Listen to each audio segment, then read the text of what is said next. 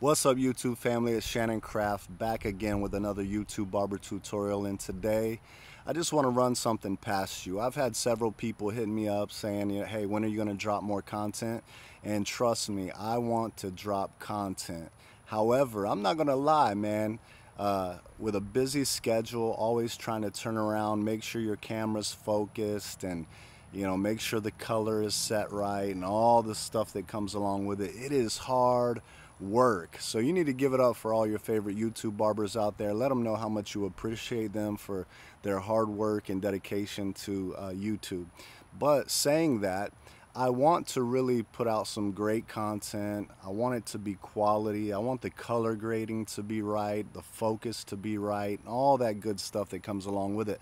However, until then, I've decided I'm just going to use my iPhone to record some videos for you guys, so that way I can just put content out there. And I know some people, they're not gonna like it at all. There's gonna be some people that are saying, excuse me, I can't focus because I'm distracted by the people moving around in the background because it's not blurred out enough. They're gonna say things like, man, the color quality on this video isn't the best. It seems like the colors jump in and stuff. That's gonna come with it. And that's part of the reason that I kind of stopped doing videos before, because I just wanted it to be the best. However, I just really want to get content into your hands. So if you will, let me know in the comments below, do you want more content regardless if the quality's not all the way there, or do you just want to get the content when the quality's right? I just want to be a blessing to you guys. So this is what I'm going to do. For right now, I'll probably have this video, another video that I'm going to do with my iPhone, and I'm working on the camera situation so I can come up with a better solution to get that crazy quality. So anyways, I'm excited to bring this video to you guys. I hope that it blesses you guys. So there again, let me know below what you prefer. God bless you. Let's go.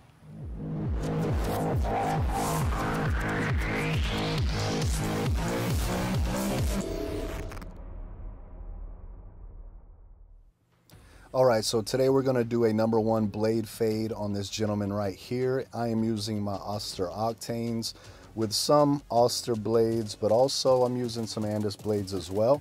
Just whatever I could order on Amazon and get to me the quickest.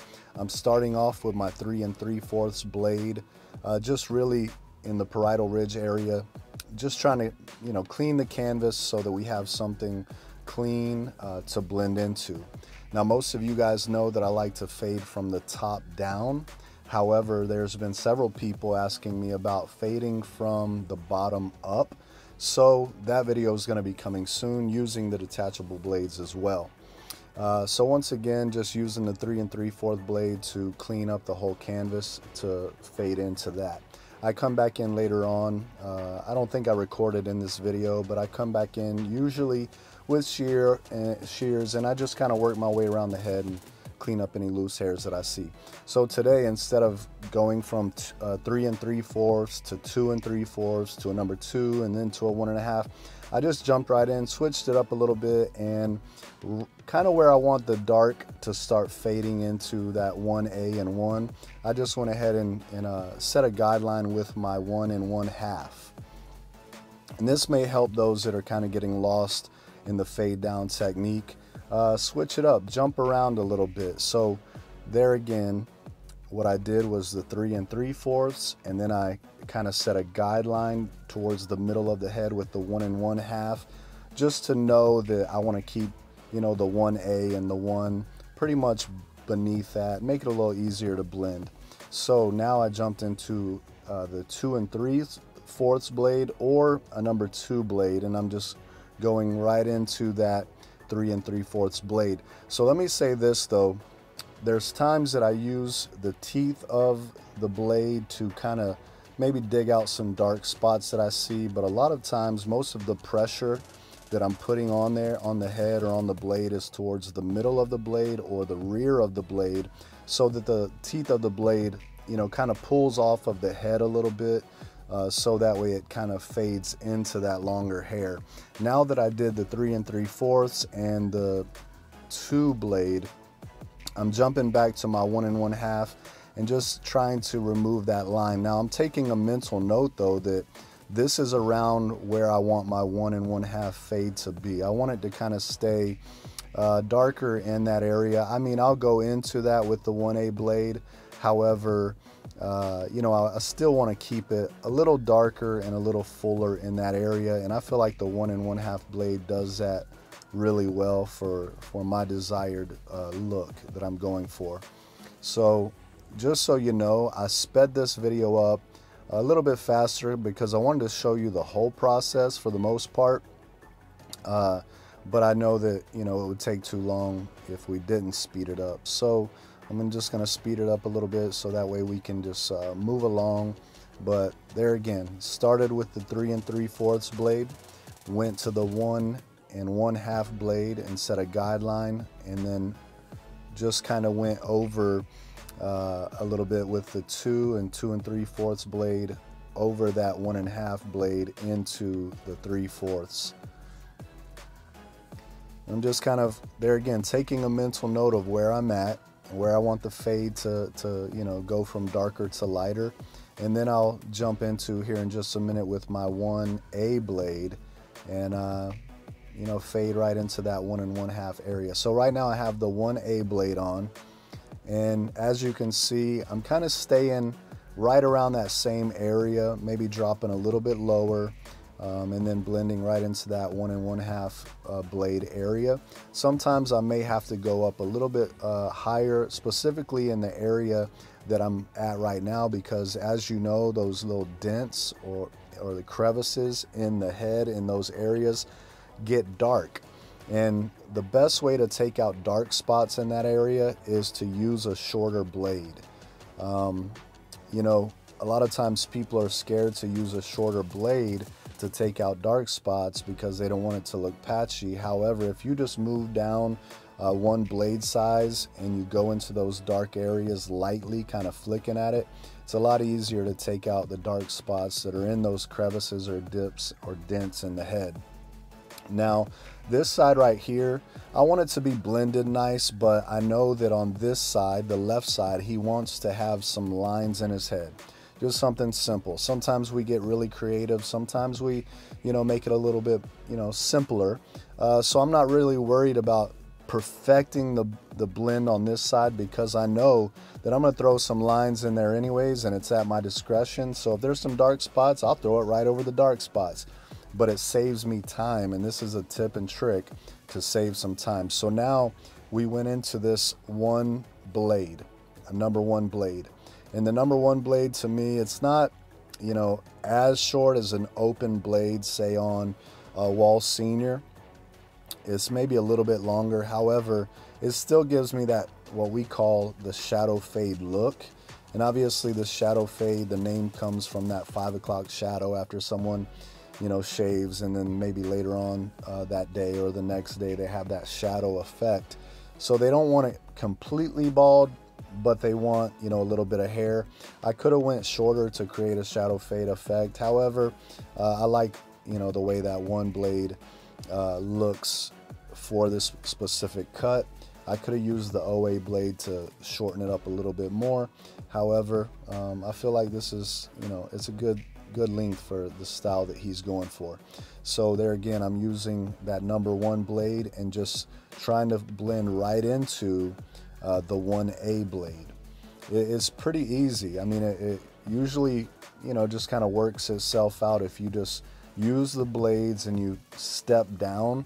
For the people that use this and they kind of got the hang of it, they're like, man, I love this technique. However, a lot of people get lost if they don't have guidelines. And one of the ways that I do that, I know where I'm going to put my guidelines anyways.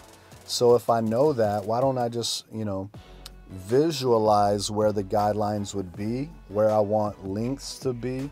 And for me, it's not that hard to do, maybe because I'm more of an artist, I don't know. However, whenever I'm usually teaching in a school or something like that, I always teach with guidelines because it just makes it easier for people to you know, to learn. And I do have videos with guidelines as well if you want to go and watch those. However, you know, I have to move quick in the shop, and this just helps me move quicker. So I went with a 1.5 blade in the very front to clean up those hairs. We're gonna throw some color enhancement on there to darken that up. But now I have a number 1 guard on my my 1919s. However, that specific clipper, it has the bracket on it where I have the Andis master blade on there. I actually have the fade blade on this specific one, but I just put the number 1 purple magnetic guard on there, and I just kind of go over the faded area, and I'm not cutting a whole lot. It's more of a cleanup technique, maybe picking up some, you know, hairs that the blades left behind. Something I realize with the blades is sometimes, man, you know, they cut really clean. Sometimes they leave a little bit of hair behind, but I just come in, and I feel like this number 1 guard really ties the whole blend together. So I lightly just float it right across the fade that I've already done, and I tap in the little dark areas maybe that I want to clean up.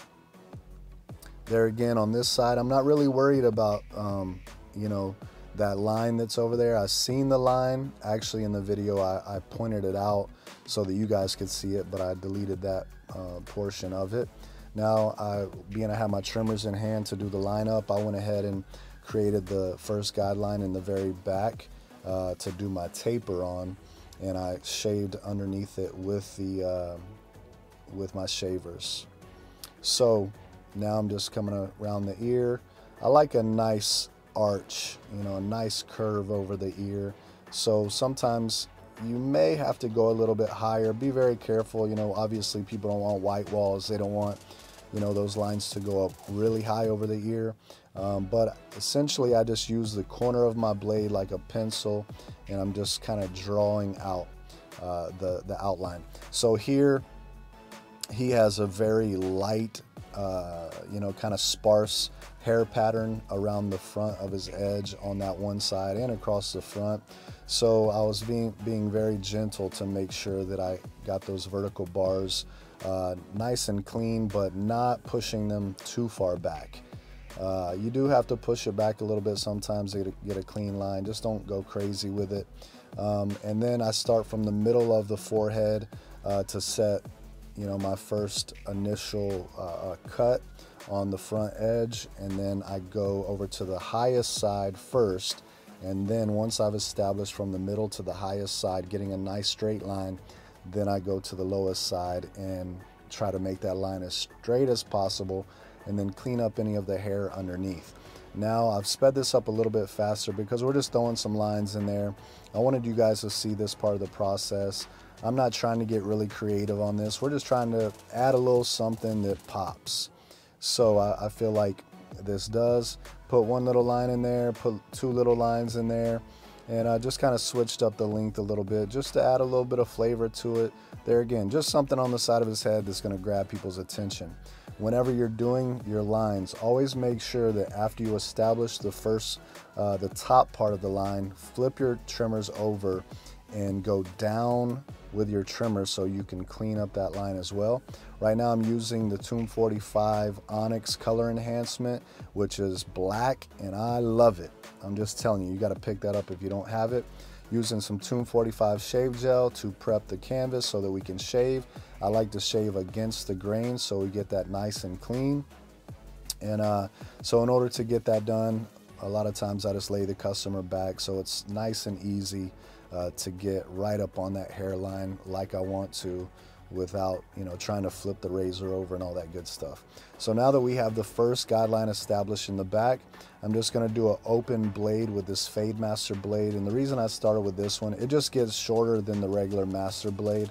I don't know if it's the way I have it set up or what, but it doesn't open up very far on this particular clipper. So it gives me less than an open blade normally would, but it still cuts really sharp and clean. So I just created that second guideline, came in, I'm dropping my way down, slowly closing the blade, fading that line out until I get it, you know, the desired look. Now I'm going into my 0 guard and just blending that right out. And here's the finished cut. I hope you like it. I feel like it looks pretty fresh, but boom, there it is. I feel like that looks clean. I hope you liked it. If you did, make sure you subscribe, hit the like button, hit the bell. God bless you guys. Peace. I'm out of here.